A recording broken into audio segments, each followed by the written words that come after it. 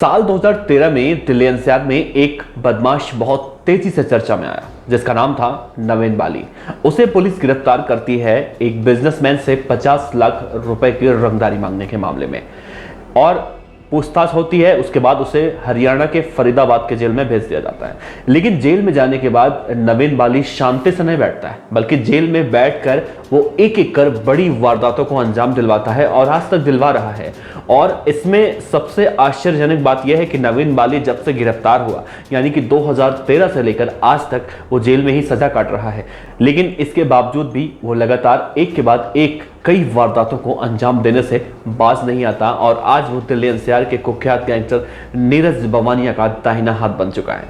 तो कौन है नवीन बाली, कहां का रहने वाला है और उसने अपने छोटे भाई को भी जराइम की दुनिया में क्यों उतार दिया, सब कुछ बताएंगे आपको विस्तार से। और वीडियो की शुरुआत करें उससे पहले आपसे बता दें कि इस वीडियो को बनाने का मकसद किसी भी तरह के अपराध को बढ़ावा या समर्थन देना नहीं है, बल्कि अपराध और अपराधियों के प्रति लोगों को जागरूक करना है। तो आइए इस वीडियो की शुरुआत करते हैं। नवीन बाली और राहुल काला दोनों दिल्ली के जाटलैंड कहे जाने वाले सुल्तानपुर डबास गांव के रहने वाले हैं। और ये दोनों जब छोटे थे, यानी कि स्कूल में पढ़ा करते थे, तभी इनका मन स्कूल में कम और जराइम के दुनिया की खबरों में ज्यादा लगता था। और ये भी दिल्ली एनसीआर के कुख्यात गैंगस्टर नीरज बवाना के किस्से, कहानियां और न्यूज बहुत ही शिद्दत से सुना और देखा करते थे, पढ़ा करते थे। इनका भी मन था कि कहीं ना कहीं नीरज बवाना की तरह ये भी अपराध की दुनिया में जाएं और एक बड़ा गैंगस्टर बने, ताकि इनसे भी लोग उसी तरह से डरें जैसे कि नीरज बवाना, नीतू दाबोदिया या फिर और सारे गैंगस्टर जो उस समय के थे उनसे डरा करते थे। इसी अपराध की चाह लिए ये दोनों भाई छोटे छोटे वारदातों को अंजाम देने लगे।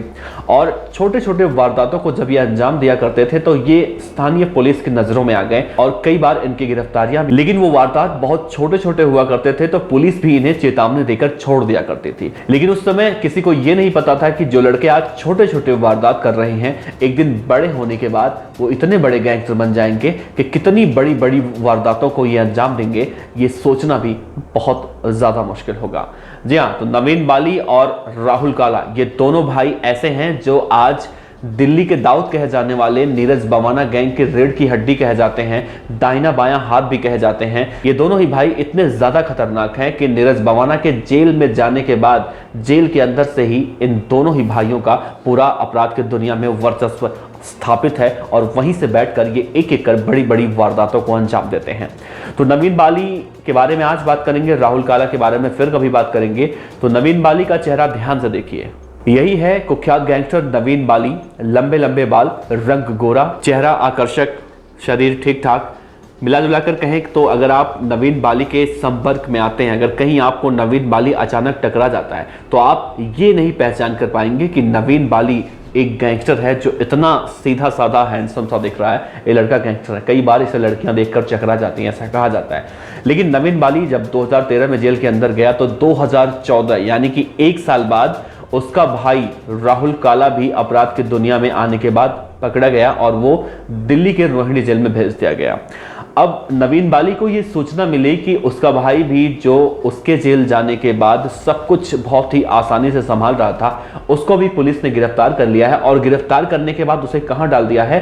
दिल्ली के रोहिणी के जेल में। अब नवीन बाली की रातों की नींद उड़ गई ये जानकर कि उनका छोटा भाई राहुल काला रोहिणी जेल में कैसे रहेगा, जबकि उसी जेल में नीरज बवानिया गैंग के और नवीन बाली गैंग के विरोधी बदमाश कहे जाने वाले नीतू दाबोदिया गैंग के सरगना प्रदीप भोला भी उसी जेल में बंद था।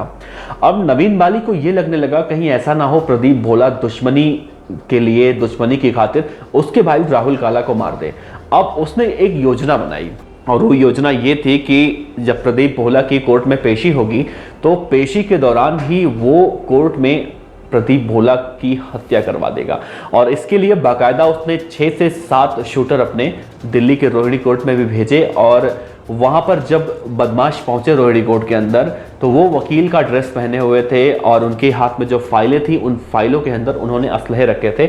और उनका पूरा इरादा यही था अगर किसी तरह से वो अंदर जाने में सफल हो पाते हैं तो उस दिन वो प्रदीप भोला को गोली मार देंगे। हालांकि बाद में ये घटना दोहराई गई, वो भी मैं आगे आपको बताऊंगा।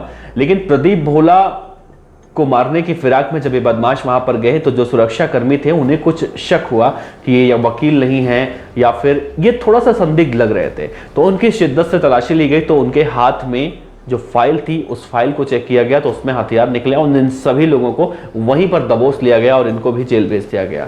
नवीन बाली की टेंशन यूं ही बढ़ती रही क्योंकि जो उसने प्लान बनाया था वो प्लान भी फेल हो गया। तो राहुल काला और नीरज बवाना को एक बार कोर्ट में पेशी के लिए ले जाया जा रहा था तो उस समय प्रदीप भोला जो कि उसी वैन में था जिस वैन में नीरज बवानिया, राहुल काला और प्रदीप भोला थे, तो इस दौरान राहुल काला और नीरज बवाना ने मिलकर प्रदीप भोला की वैन में ही हत्या कर दी। अब सोचिए कि नवीन बाली ने जब ये खबर सुनी कि प्रदीप भोला की हत्या उसके भाई और उसके गुरु कहे जाने वाले नीरज बवाना ने कर दी तो उसे ये जानकर उसके कलेजे को कितनी ठंडक मिली वो नवीन बाली ही बयां कर सकता है, क्योंकि इसी प्लान को अंजाम देने के लिए उसने रोहिणी कोर्ट में अपने 6 से 7 बदमाशों को भेजा था जो कि प्लान फेल हो चुका था, लेकिन अब उसके भाई ने उसके प्लान को अंजाम दे दिया। फिलहाल उसके बाद नीरज बवानिया फरार हो गया, फरारी काट रहा था नीरज बवानिया और राहुल काला और नवीन बाली दोनों भाई जेल में बंद। शायद इसीलिए उसे नीरज बवाना गैंग का सबसे करीबी गैंगस्टर कहा जाता है, रीढ़ की हड्डी कहा जाता है, दाहिना बायां हाथ कहा जाता है। फिलहाल नवीन बाली आज भी जेल में बंद है और नवीन बाली का नाम आज से कुछ दिन पहले उस वक्त भी चर्चा में आया था जब दिल्ली के रोहिणी कोर्ट में दिल्ली एनसीआर के कुख्यात गैंगस्टर रहे जितेंद्र गोगी की हत्या हुई थी। तो उस हत्याकांड में भी नवीन बाली का नाम सामने आया था और सुनील राठी का नाम सामने आया था। टिल्लू ताजपुरिया इसमें मुख्य रूप से आरोपी बनाया गया था। तो नवीन बाली से इस मामले में पूछताछ हुई थी, लेकिन नवीन बाली के ऊपर इतने ज्यादा आपराधिक मामले दर्ज हैं कि 4 हत्याओं के मामले में उसे पेशी पर ले जाया गया था। तो वहां पर अशोक प्रधान गैंग के बदमाशों ने उसकी हत्या करने की पूरी योजना बना डाली थी, लेकिन उस वक्त नवीन बाली के साथ जो पुलिसकर्मी थे वो काफ़ी ज़्यादा सूझबूझ दिखाते हुए उन्होंने उन अपराधियों को पकड़ा था। फिलहाल नवीन बाली की जान बच गई। नवीन बाली की जान तो बच गई, लेकिन नवीन बाली इतना ज़्यादा खतरनाक है कि उसके फैन जो हैं वो बहुत इतने ज़्यादा हैं उनके फैंस कि आज भी वो सोशल मीडिया पर लिखते हैं कि अगर नवीन बाली को कुछ होगा तो अशोक प्रधान की गैंग की ईंट से ईंट बजा दी जाएगी। फिलहाल नवीन बाली के बारे में आपका क्या विचार है आप ज़रूर बताइएगा। आपका बहुत बहुत शुक्रिया।